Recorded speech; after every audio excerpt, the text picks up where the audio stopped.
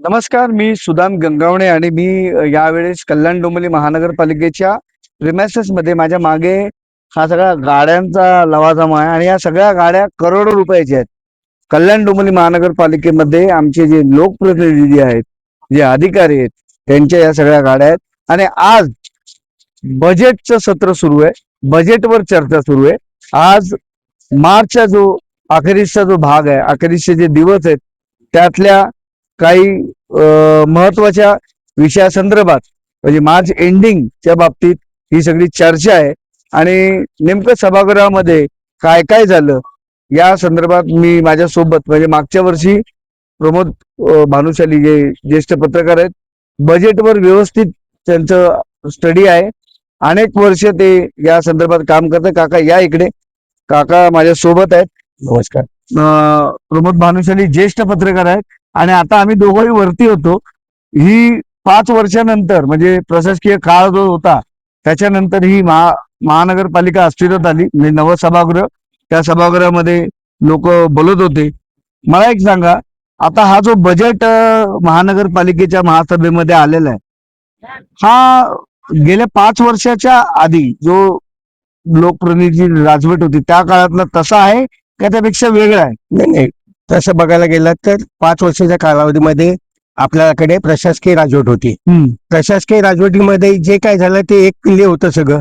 लोकशाही पद्धत नव्हती. त्यामुळे आयुक्तांनी फक्त ते बजेट करायचं आणि त्यांनीच मंजुरी द्यायची. म्हणजे एक किल्ली ह्या पद्धतीत म्हटलं तर त्याला कोणी त्याच्या बाबतीत विचार नाही. आयुक्त अधिकाऱ्यांनी बजेट तयार करायचं आणि आयुक्तांनी त्याला मान्यता द्यायची. एवढाच विशेष होता. आता विशेष आपण जर बघायला गेलो तर आपल्याला एक गोष्ट दिसून येईल. आपल्याला आता जे सुधारित अर्थसंकल्प गेल्या वर्षाचं जे आकडे काय म्हणजे आता ते सांगतो तुम्हाला. जे दिलेले गेल्या वर्षी आपलं जर बघितलं तर गेल्या वर्षीचा अंदाज मूळ अंदाज जे होतं ते 3361 कोटी 26 लाखाचं होतं. आता सुधारित मध्ये ते 2744 कोटी 99 लाखाचं झालेलं आहे आणि त्यामध्ये 572 कोटी 76 लाखाची आरंभी शिल्लक आहे. ह्याचाच अर्थ आपलं बजेट हे 616 कोटींनी घसरलेलं आहे. म्हणजे याचा अर्थ आपलं उत्पन्न 616 कोटींनी कमी झालेलं आहे. पण प्रशासन या बाबतीमध्ये एकच गोष्ट सांगतं, इलेक्शन्स म्हणजे आमच्याकडे 3 इलेक्शन झाल्यात एवढंच एक निमित्त सांगतं. पण विचार करायला गेलात तर इलेक्शन्स काय फक्त कल्याण डोंबिवली महापालिकेतच झालेली नाहीत, महाराष्ट्रभर झालेली आहेत, इतरही ठिकाणी झालेली आहेत. पण त्यांना तिथं झळ बसले नाही, फक्त झळ आपल्याला बसली आणि यांना फक्त सबब मिळाली का आमच्याकडे इलेक्शन झालेलं आहे त्याच्यामुळे झालेलं आहे. आता तुम्ही आता जे सांगितलं, आता ह्याच्यामध्ये माझ्याकडे हे महानगरपालिकेचं निवेदन आहे अभिनव गोयल याचं. यांच्यामध्ये त्यांनी जे आकडे दिलेले ते आकडे तुम्ही सांगतात ते आकडे त्याच्यामध्ये डिफरन्स आहे, फरक आहे? नाही, थोडासा फरक आहे. म्हणजे फरक आहे, त्याचे पण माझ्याकडे आकडे आहेत. म्हणजे त्यांनी काय केलेलं आहे, त्यांनी इथं 10 लाख शिल्कीचा आताच आहे ते ह्या वर्षी जे 26-27 आहे ते 26-27च्या बाबतीमध्ये 10 लाखाचं ते अंदाजपत्रक त्यांनी दाखवलेले ते बरोबर आहे. त्यामध्ये प्रश्न काही नाही, तरतुदी त्यांनी वेगवेगळ्या केलेल्या आहेत. पण आता बघायला गेलात तर आपल्याकडे स्थानिक संस्थाकडे पहिले एलबीटी रद्द झालेली आहे, त्यामुळे तो वसूल नाहीये. मालमत्ता करामध्ये 100 कोटीचं विशेष याच्या 100 कोटीचं उत्पन्न कमी घटलेलं आहे, म्हणजे कमी झालेलं आहे. म्हणजे याच्यामध्ये जे नगररचनामध्ये 283 कोटी 58 लाखाचं उत्पन्न घटलेलं आहे. महापालिका मालमत्ता उपयोगिता आणि सेवामध्ये 53 कोटी 2 लाखांनी उत्पन्न घटलेले आहे. पाणीपट्टीमध्ये 20 कोटींनी उत्पन्न घटलेलं आहे. त्याही पेक्षा जर आपण शासकीय अनुदानाचा विचार केला तर आपल्याला अनुदानाचा 104 कोटी 50 लाखांनी आपल्या तरतुदींना न्याय मिळाला नाही. शासनाने तेवढं अनुदान आपल्याला कमी दिलेलं आहे. हे जर सगळं पाहिलं तर आपल्याला एकूण 616 कोटी म्हणजेच मूळ तरतुदीच्या 23% महसुली उत्पन्नाचा फटका आपल्याला बसलेला आहे. तसंच भांडवली उत्पन्नाचं बघायला गेला तर भांडवली उत्पन्न आपलं 422 कोटी 65 लाखांनी घसरलेलं आहे.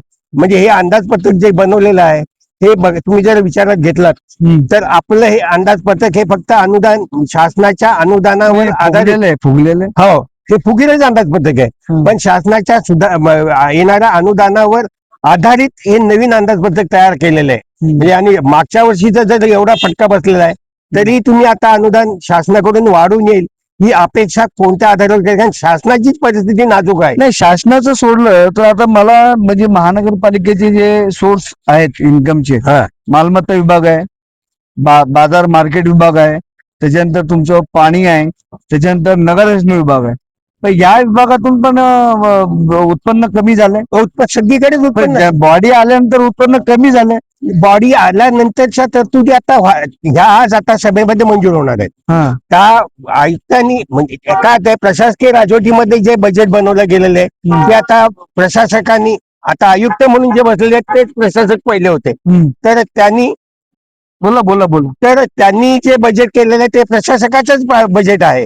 प्रशासकाच्या बजेटाला थोडक्यात इथं मान्यता देणं, त्यात वाढ किंवा कमी करण्याच्या बाबतीमधला अधिकार आता महासभा गाजवणार आहे. पण मग नियमाप्रमाणे हे बजेट जेव्हा प्रशासक करतात त्यावेळेला ते पहिले स्थायी समितीकडे जाते.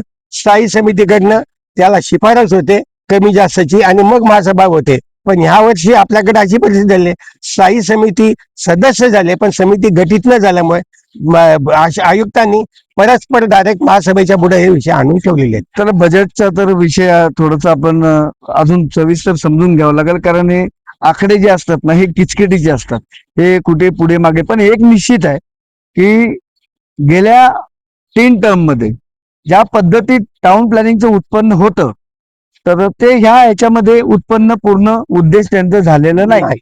म्हणजे जवळपास 70 ते 80 कोटी रुपये हे जास्त कमी झालेले, त्याचे सोर्स कमीच झालेले आहे. कमी झाले. हो, पण गेल्या आपली जेव्हा 2015 ते 2020 मध्ये आपली जेव्हा महासभा किंवा लोकप्रतिनिधी होते 2019 20 पर्यंत, तर तोपर्यंत जे उत्पन्न होतं त्या उत्पन्नापेक्षा गेली 5 वर्ष सतत उत्पन्न तुम्ही म्हणताय त्याप्रमाणे याच्यामधनं नगररचनेमधनं उत्पन्नाची घटती बाजू दिसत आलेली आहे. म्हणजे उत्पन्न तिथेही घटतच आलेलं आहे. आणि आता सुद्धा जी तरतूद केलेली आहे ही पाहता गेल्या उत्पन्नापेक्षा फक्त 16 कोटी रुपयांनी उत्पन्न वाढेल अशी त्यांची अपेक्षा आहे.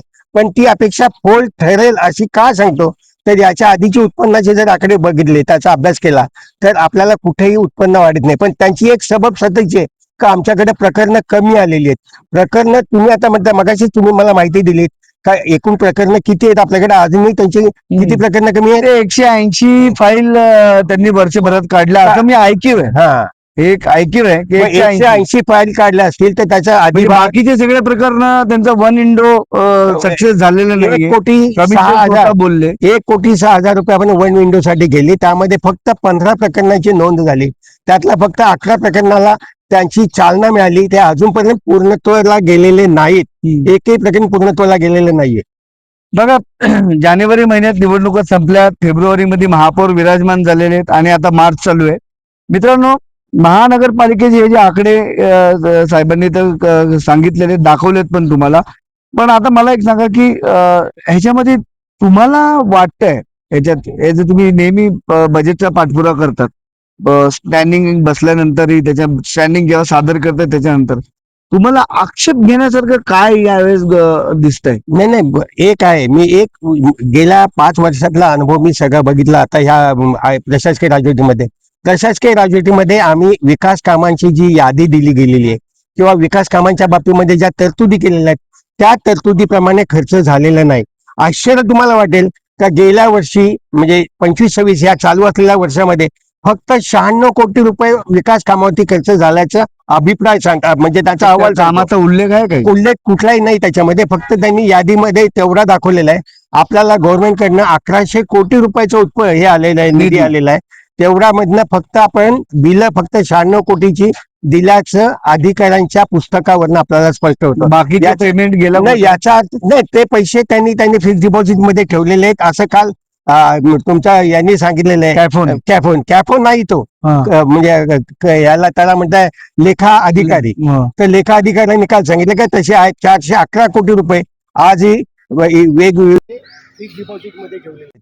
पण त्यांनी करंट अकाउंट मध्ये किती पैसे जे बिनव्याजाने ठेवले गेलेले आहेत याचा उल्लेख कुठेही त्यांनी केलेला नाही. जर 1100 कोटी रुपये आलेले असतील आणि 466 कोटी रुपये आज फक्त फिक्स डिपॉझिटला असतील आणि त्यातले 96 कोटी रुपये जर खर्च झाले असतील तर उरलेले पैसे करंट खात्यात, ज्या करंट खात्यामध्ये बँकांमध्ये पैसे आहेत त्याला व्याज आपल्याला दिलं जात नाही. आणि विशेष म्हणजे जे काही या फिक्स डिपॉझिटमध्ये व्याज मिळतं हे महापालिकेला मिळत नाही. हे पुन्हा गव्हर्नमेंटकडे वर्ग करावं लागतं. ज्या ज्या विविध योजनांचे आलेले पैसे असतील. नाही, ह्या त्रुटी आहेत, ह्या तर टेक्निकल मुद्दे आहेत. पण मला हे सांगा आता हे बजेटचं सगळं सेशन सुरू आहे, 2-3 दिवस शिल्लक आहेत. सभागृहामध्ये उपमहापौर दामले ते महापौर सीटवर बसले आणि ते सारखे सारखे सांगत होते की आयुक्तांनी मेसेज दिला, आयुक्तांनी मेसेज दिला. आयुक्तांचं म्हणणं आहे की लवकर करा, आजच घाई करा, आजच्या आज डिसिजन घ्या. आणि नवख्या लोकांना तिथं फार म्हणजे बोलू बोलू देत. मोजकेच काही लोक आहेत जुने जाणते. ते बोलत होते आणि इतरांना ती संधी मिळत नव्हती. आणि त्याच्यामध्ये काही नगरसेवक आहेत, त्यांनी उत्पन्न कसं वाढेल महापालिकेचं त्यासाठी पण त्यांनी सभागृहात नवीन सदस्यांसहित बोलले आणि नवीन सदस्य पण बोलले. मला सांगा तुम्हाला ही महासभा कशी वाटली? एकंदरीत मी सांगू का कुठल्या परिस्थितीमध्ये अर्धे अर्धे जुने जुने आहेत ना, अर्धे जुने आहेत अर्धे नवे आहेत. नाही, अर्धे नाही, अर्ध्यापेक्षा जास्त नवीन आहेत.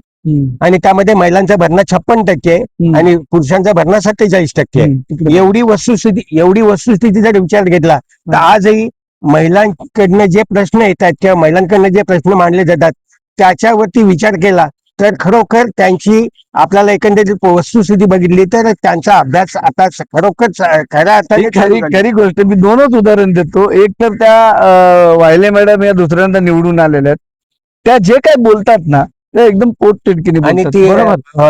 आणि एक खुशबू चौधरी जे आहेत त्यांनी काही गोष्टी क्लिअर कट सांगितलेल्या आहेत की महानगरपालिकेचं बाजार परवाना आणि हे जे बाहेर जे मार्केट खाजगी चालतं त्याच्यामध्ये किती मोठं नुकसान होतं. आणि त्याच्यावर उपायुक्तांनी सांगितलं की आम्ही एकालाच परवानगी दिलेली. बरोबर. ह्या गोष्टी घडलेल्या आहेत. आणि जेव्हा हे बोलायला उठतात तर इतर लोक जे आहेत त्यांना बसवण्याचा प्रयत्न करतात. ही सुरुवात झालेली आहे. नाही, विशेष म्हणजे दादा त्याच्यापेक्षा महत्वाचं असं आहे बजेट बनवताना शासनाचं आणि MRTPच्या ऍक्ट प्रमाणे गेल्या 3 वर्षामधल्या जे महसुली उत्पन्न आहे त्याच्या सरासरी 15% वाढ होण्याच्या बाबतीमध्ये आदेश आहेत. आमचे गेल्या 5 वर्षाच्या प्रशासकीय राजवटीतले आणि आताच्या सादर केलेल्या प्रशासकाने महासभेला दिलेले हे बघितले ते सगळे घटीतले आहेत. म्हणजे तूट बोलता येत नाही म्हणून, नाही तर आपल्याला एक बंधन नाही का तुम्ही कुठल्या प्रकारच्या तुटीचे अंदाजपत्रक सादर करायचे, शिल्की अंदाजपत्रक सादर करायचे. आणि शिल्की अंदाजपत्रक फक्त आपण 10,51,000 केलेलं आहे. मी कधीतरी महासभेत बसतो, मला यावेळेस बसायचंच होतं, जाणीवपूर्वक बसायचं होतं. मला एक सांगा, मंदार हडबे तो अभ्यासपूर्ण हे सगळे विषय मांडतोय का? अतिशय सुंदर. म्हणजे मी सांगतो ना आज महापालिकेमध्ये अभ्यासू नगरसेवक माझ्या हिशोबामध्ये फक्त 2च आहेत. एक म्हणजे दीपेश म्हात्रे आणि एक मंदार हडबे. त्यांनी एक मुद्दा मांडला. मुद्दे अतिशय म्हणजे विषयाला धरून बोलणारी माणसं ही 2च आहेत अभ्यासू. बाकीचे अभ्यास करत नाहीत असं म्हणणं नाही, पण ते विषय सोडून त्यांचा कधी कधी त्यांचा वाद जातात ते. पण हे 2 जण असे आहेत तर ते जो विषय पुढे येतो त्या विषयावरतीच ते विषय मांडतात. तशीच परिस्थिती खुशबूची आहे. आणि तुम्ही बोलले त्याप्रमाणे वायले मॅडमची आहे. म्हणजे हे विषयाला धरून बोलणारे लोक आहेत. ठीक आहे मित्रांनो, आता तर ही सुरुवात आहे. महानगरपालिकेच्या निवडणुका आता जानेवारीत झाल्यात. फेब्रुवारीमध्ये महापौर बसले, अजून स्थायी समिती अस्तित्वात आलेली नाही. मार्च मध्ये पहिल्यांदा हा बजेट सादर होईल. पण त्याच्यानंतर तुम्हाला सांगतो हॉकर्सवर पण चर्चा झाली, पण बजेट प्रायोरिटी असल्यामुळे त्यांना बोलू दिलं नाही. पीठासीन अधिकारी होते राहुल दामले, ते वारंवार सांगत होते की आपण स्वतंत्र एक महासभा लावू प्रत्येक विषयाची. पण एक आहे की नवे जे लोक आहेत ना ते या प्रशासनाचे विषय काढतील असं मला तरी वाटतं. कारण मी ज्या पोटतिडकीने ते बघत होते, तुम्हाला वाटतं तसं? हो, 100%. मी एक सांगतो याच्यामध्ये राहुल दामलेची भूमिका पण अतिशय चांगली आहे. राहुल दामले ह्या बाबतीमध्ये सभा कशी चालवायची हे अनुभव म्हणजे अतिशय चांगल्या पद्धतीत राहुल दामले बोलतायत. राहुल दामले सभा कशी कंट्रोल करायची आणि कशा. अजून एक घटना घडली तर अजून एक सांगतो, म्हणजे जे आपले मित्र आहेत त्यांनाही सांगतो. सभागृह नेते आणि विरोधी नेते ते नव्हते, त्यांना बोलून घेतलं त्यांनी. नाही, एक महत्वाची गोष्ट आहे आपल्याकडे. आम्ही त्यांना एक सूचना केली होती का तुम्ही जेव्हा ह्या बाबतीमध्ये गट नेत्यांची मिटिंग होते आणि गट नेत्याच्या मिटिंग मध्ये सदस्यांच्या जे काय म्हणणं आहे नगरसेवकांचं त्या गटाच्या, तर ती सगळी गट नेत्यांच्या सभेमध्ये व्हावी आणि त्या गट नेत्यांपैकी फक्त 3 किंवा 4 लोकांना महासभेमध्ये बोलण्याची संधी द्यावी. पण इथे तसं काही होत नाही. त्यांना हे अधिकार म्हणजे त्यांना सभा परंपरेप्रमाणे चालवावी हेच फक्त त्यांना परत नाही. परत आपल्या मित्रांना परत एकदा ते सांगा की महानगरपालिकेचं हे नवीन वर्षाचं जे बजेट आहे 25-26 आकडे 25-26 आणि 26-27 हा. आकडे एकदा परत एकदा हा. तुम्ही तुमच्या ह्याच्यानी सांगा. हा बघा 25-26 जर आपण बघितला तर 25-26 मध्ये आर्थिक उत्पन्नाचे आणि खर्चाचे अंदाज घेतले तर 25 लाख शिल्की असणारे 3361 कोटी 26 लाखाचे व्यवहाराचे पूर्वीचे मूळ अंदाजपत्रक सादर केले होते. आणि सुधारित मध्ये ते त्याप्रमाणे बघितला तर 2744 कोटी 99 लाखाचे आणि त्याच्यामध्ये 572 कोटी 76 लाख शिल्की असणार आरंभी शिल्लक असणारे सादर केलेलं आहे. याचाच अर्थ हे अंदाजपत्रक 616 कोटींनी फुगीर झालेलं होतं आणि आजही आहे. म्हणजे होतं म्हणण्यापेक्षा आजही हे दिसून येत आहे. ही वस्तुस्थिती आहे. त्यामुळे अगदी जर वस्तुस्थिती बघितली तर आपल्याला फुगीर अंदाजपत्रकच बनवलं जातं आपल्याकडनं आणि त्यामध्ये सुद्धा आपण सगळं अवलंबून आहे हे गव्हर्नमेंटच्या शासन अनुदानावरतीच हे आपल्या जे पैसे वगैरे येतात हा तेच इतर अनुदानही आहेत. पण एकंदरीत बघितलं तर हे वस्तुस्थिती बघितली तर तुमचं याच्यामध्ये महापालिका अधिकाऱ्यांचं उत्पन्नाच्या बाबतीमध्ये भूमिका अतिशय म्हणजे निष्क्रिय आहे. अशाच पद्धतीत बोललं तर उचित ठरणार. म्हणून मी हे लोकेशन निवडलेलं आहे. मित्रांनो, हे लोकेशन निवडण्याचं कारण आहे त्याच्या मागे ज्या इतक्या गाड्या लागल्या आहेत सगळ्या महागड्या गाड्या आहेत.